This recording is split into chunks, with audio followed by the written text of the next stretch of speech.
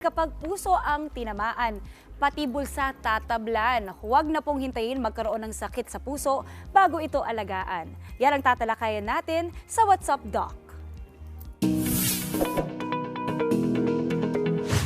Pabata ng pabata ang nagkakasakit sa puso. Kaya payo ng isang eksperto, guard your heart. Paano nga ba mapapanatiling malusog ang ating puso?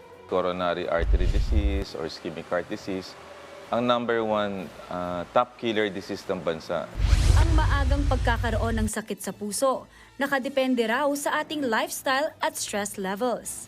Panahon ng pandemic, yung taon tayo nakakulong sa bahay, nakaupo ka ng 8 oras, mataas ang probability na 30% ay magkakaroon ka ng lifestyle disease. Nagdulot niyan yung ating unhealthy diet, yung ating lack of mobility, hindi nakaka-exercise. Status ngayon ng obesity sa country ay almost 40% ng mga tao overweight or obese.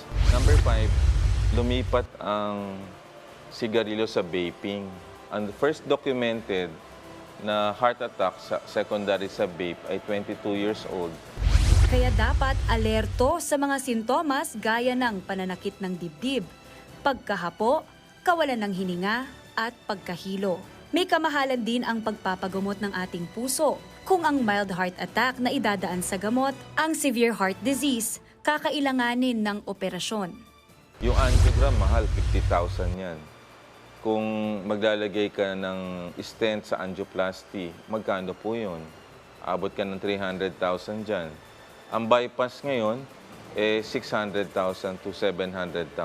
Mabigat para sa ordinaryong mamamayan.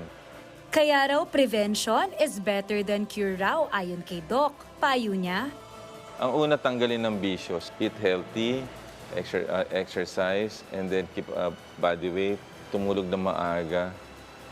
Huwag masyado nagso-social media para hindi na-i-stress.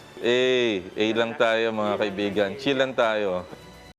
mga kapatid, Maui David po. Simula ng inyong araw na may alam at may pakialam sa mga may init at umaaksyong balita sa bansa.